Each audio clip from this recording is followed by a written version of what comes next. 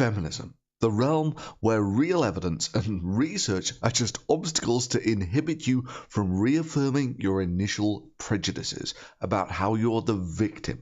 You're always the victim. But what would it look like if men acted like feminists? Hello, and welcome to Factual Frequency, guaranteed to be at least 420% more accurate and well-researched than anything carried on a feminist frequency. Now, many of you will have heard these feminist analyses, how the patriarchy has turned women into objects. We're thinking about the object-subject dichotomy. Subjects act, objects are acted upon. This is via what's called the subject-object dichotomy. In the simplest terms, subjects act and objects are acted upon. The subject. Subjects act while objects are acted upon. Now I know you're thinking, crazy Lacey, what's this got to do with sexuality? And the answer is everything. Sex object. Sex objects. Sex objects. Sexual objectification. Sexual objectification, sexually objectified. Sex objects, sexual objects. Sex objects, sex objects. Sexual objectification, sexual objects. Sex object, sexually objectifying. I want to make an appeal first to logic.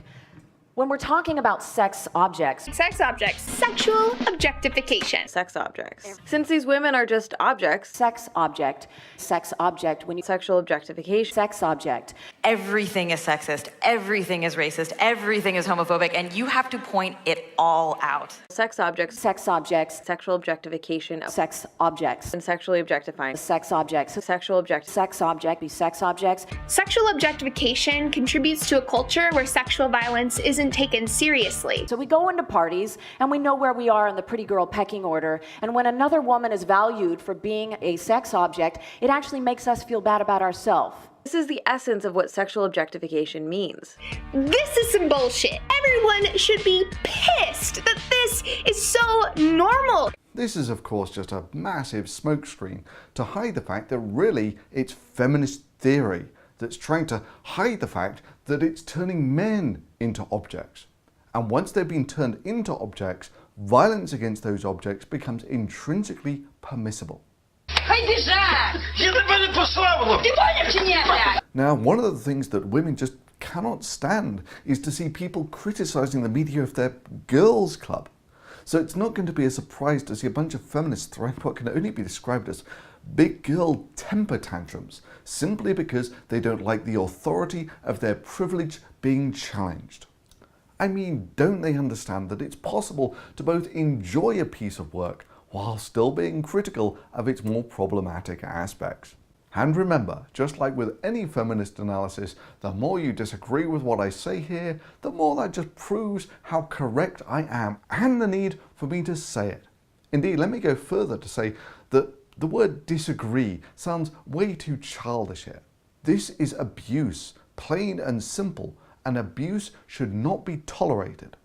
Maybe the most obvious way in which men have been turned into objects is by marriage. Here, women formally convey their ownership of their property by tagging it with a ring. The ring symbolizes that the man belongs to her.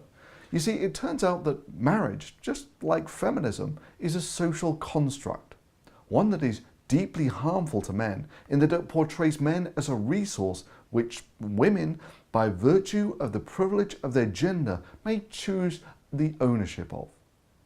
Now, not only does this ring symbolize ownership, but also the fact that she's entitled to own half of his property. Now, of course, it's no secret that feminist theory socially conditions men from an early age by the use of popular media, soap operas, computer games, and of course, chick flicks, that the ownership by a woman is the highest goal that they can achieve. They must be good listeners. They must be sensitive lovers. They must have a sense of humor, be nice to their mums, put up with her shit, and of course, tell her how much they love her on command, just like one of those drawstring dolls. Women then cynically objectify these attributes and assess the men based on them. The man is then either rewarded with ownership or discarded according to how the woman assessed the value of the male-bodied object. Occasionally, a woman might allow a male-bodied object to improve its value by suggesting that if it adopts the role of, say, a washing machine too, then it may be acceptable as ownership material. The woman may even try to coerce the object by offering it an incentive, say for instance, sex, in order to gain the ownership that she thinks that she is entitled to. This formal input-output system is clear. Sex is the input, and ownership is the output.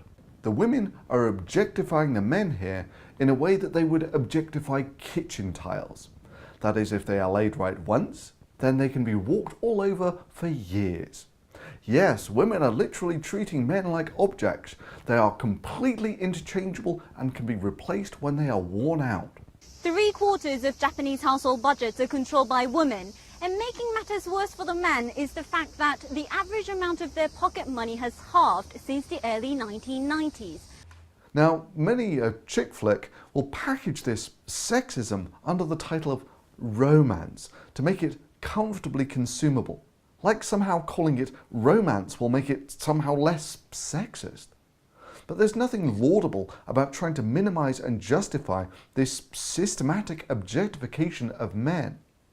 And these deeply troubling tropes are seen throughout popular media. The insidious nature of how feminist theory has turned men into objects is nowhere as graphically demonstrated as with sex toys.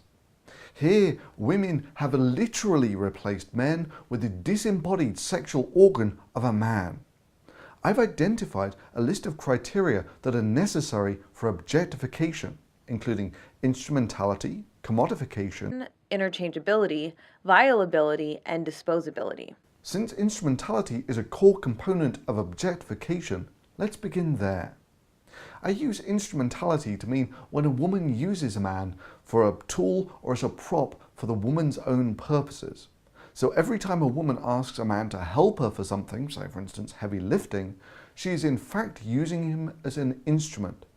Instrumentality is heavily linked to the commodification of men. Since objects can be bought and sold, it figures that once men have been turned into objects, their bodies or representations of their sexuality can also be bought and sold. Interchangeability. Since men serve identical or nearly identical roles within marriage, it is clear that feminist theory has educated women into the idea that men are as interchangeable as kitchen tiles.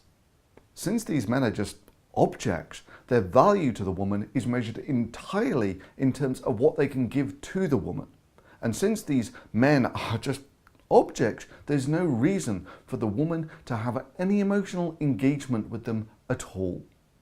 Now, of course, we can't really talk about objectification without addressing the issue of violence against men, since the two are intimately connected.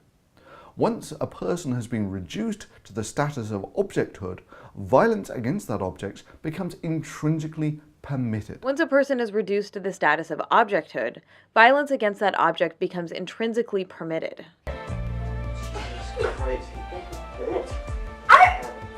Oh my god!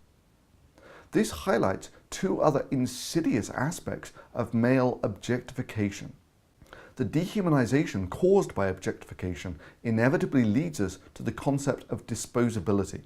As we can see, feminist theory has quite literally made men into objects. Oddly, while feminists refuse to permit males access to developing similar sex toys. This objectification of men is unacceptable, and the idea that it should be allowed as some sort of gritty art is just crazy, because there is nothing edgy or entertaining about portraying men's penises as sexual objects. In a world which is already ridden with jokes about cutting men's penises off, this toxic femininity promoted by feminist theory leads to an objectification of men which contributes to a culture where violence against men isn't taken seriously. And so does it surprise anyone that men make up 70% of the murder